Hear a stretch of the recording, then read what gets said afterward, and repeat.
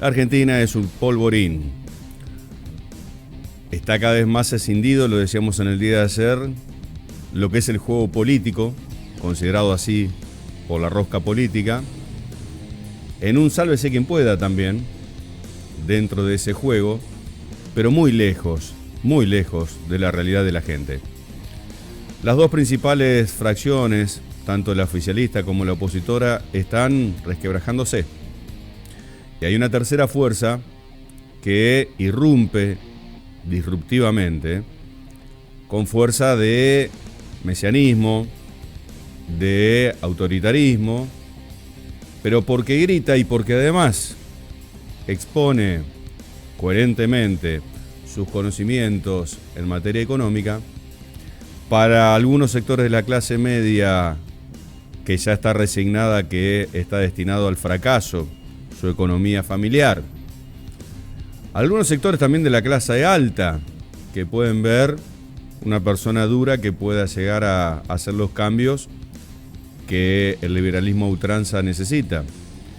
Pero lo llamativo es que las clases que habían sido expulsadas y postergadas están mirando con cariño porque es un ser que se enoja, que grita como ellos y que los manda a todos a freír churros, vamos a decirlo bien argentino, diciendo que son todos unos ladrones y que la casta política hay que directamente aniquilarla, diciéndolo él desde la política, no hay un contrafáctico en este sentido, y siendo diputado nacional me refiero al señor Milei.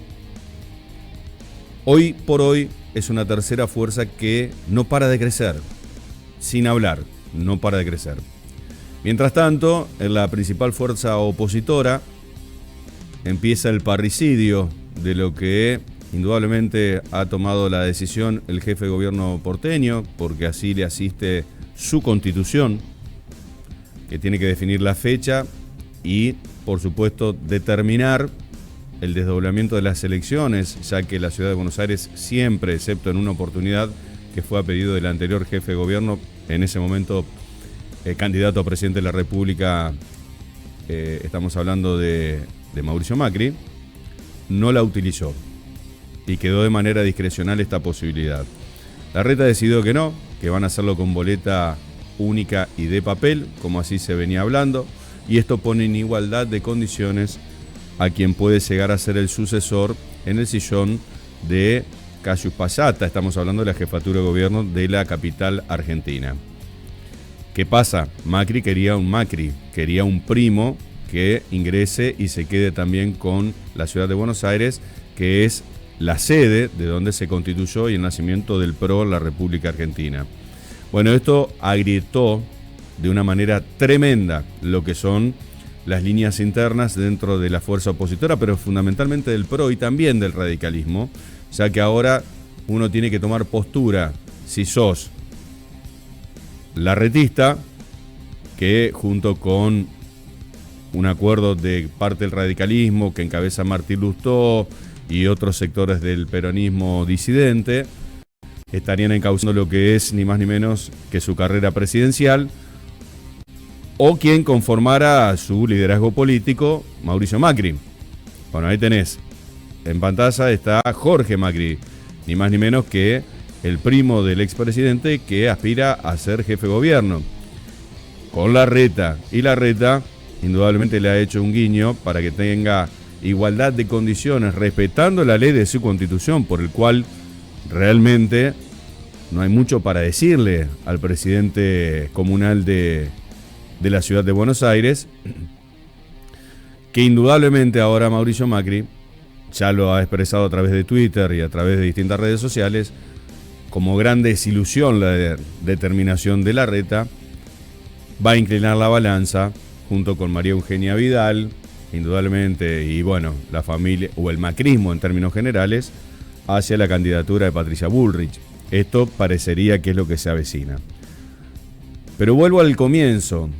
Lejos está del asesinato de Barrientos, el colectivero, en uno de los barrios más humildes del conurbano bonaerense. Lejos está esta respuesta que están esperando los ciudadanos a lo que pasa con el narcotráfico en Rosario y todos los alrededores. Muy lejos está con todos los accidentes de tránsito y asesinatos que se vienen dando con falta de esclarecimiento. Se juega un partido de la cual el público no está invitado, a puertas cerradas, de la que ya no le interesa asistir. Y esto es muy preocupante. Porque encima, además de dar señales de unión, de preocupación y de respuestas, lo que hace es terminar de desorientar a toda la población que no encuentra ningún candidato que los represente una especie de esperanza o alternativa hacia el futuro. Solo el señor que se enoja, que grita como ellos y que les dice que no le va a temblar la mano para eliminar la casta política. Estamos ante el principio de una radicalización en lo que es el pensamiento argentino y su posterior institucionalización en un cargo presidencial.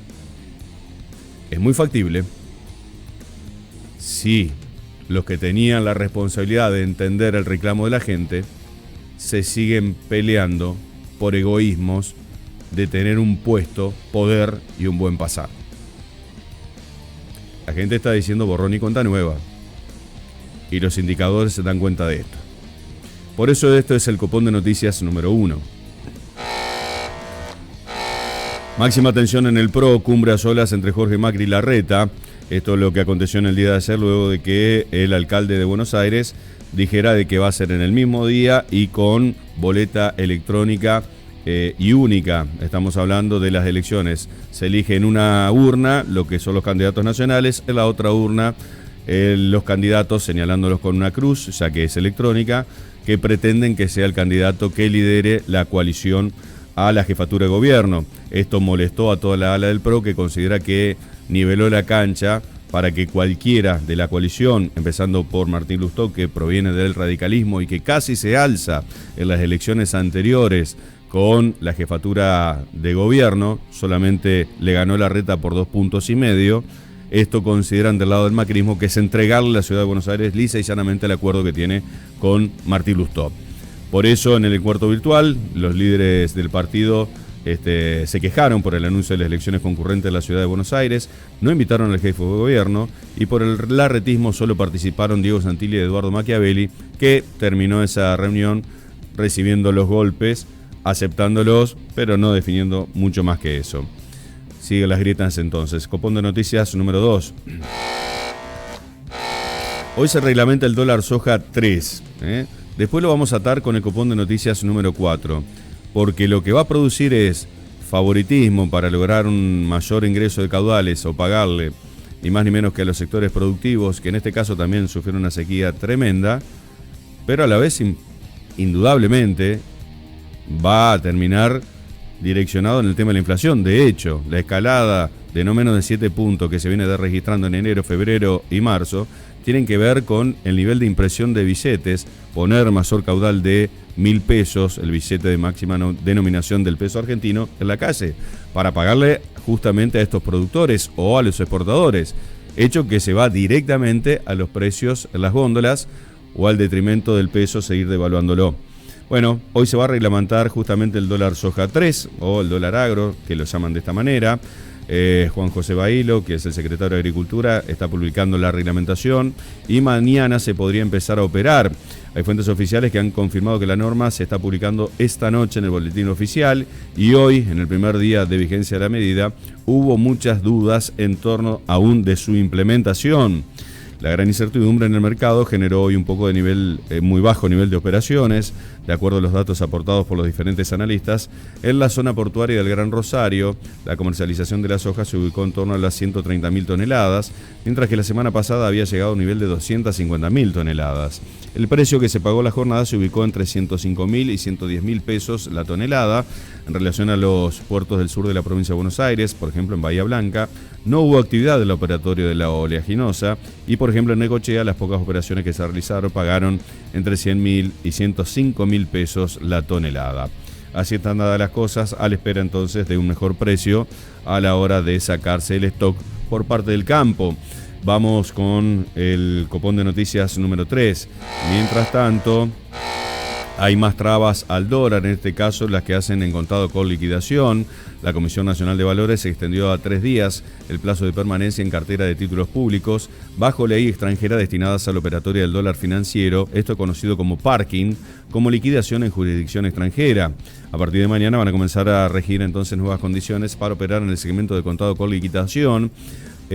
Dada la decisión de esta Comisión Nacional de Valores de extender a 3 días el denominado parking de bonos que se utilizan en la operatoria. Con esto, el ente regulador del mercado de capitales dispuso modificar esta implementación y establece un plazo de permanencia mínimo en cartera, que será de 1 día para los valores negociables emitidos bajo la ley argentina y de 3 días en el caso de valores negociables emitidos bajo la ley extranjera.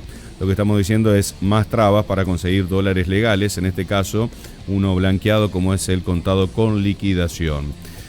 Copón de noticias número 4 tiene que ver con lo que hablábamos hace instantes nada más. En el copón de noticias número 1, el Banco Central de la República Argentina emitió 150.000 millones más solo en el mes de marzo. Imagínense el rebote de esto en la cantidad de billetes que sale al mercado. En vez de absorberlos para bajar la inflación, le metés más leña al fuego. Bueno, a pesar de ser un mes estacionalmente contractivo, el Banco Central expandió la base monetaria en casi un 3%. El primer trimestre del año convalida la fuerte caída de demanda de dinero. El Banco Central no tuvo más remedio y volvió a recurrir a la maquinita en marzo pasado, convalidando la expansión de la base monetaria de 149.526 millones de pesos en momentos que la demanda de dinero cae estacionalmente. Claro que este incremento mensual de casi 3% implica que en términos reales la cantidad de dinero continúa retrocediendo como fiel comportamiento reflejo del proceso inflacionario. Y además, a pesar de que la expansión de la base se dio sobre cierre del mes, aún así el promedio mensual de la base en marzo se ubicó en 1,5 por debajo de febrero. ¿Qué explica la emisión monetaria de marzo?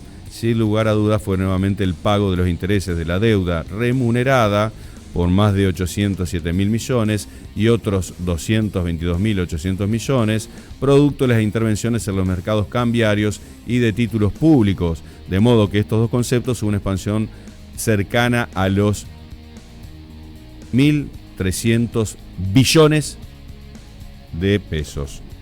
Imposible absorber todo esto y después no se sabe por qué hay inflación. Hay inflación porque sobra cantidad de billetes y porque no valen absolutamente nada.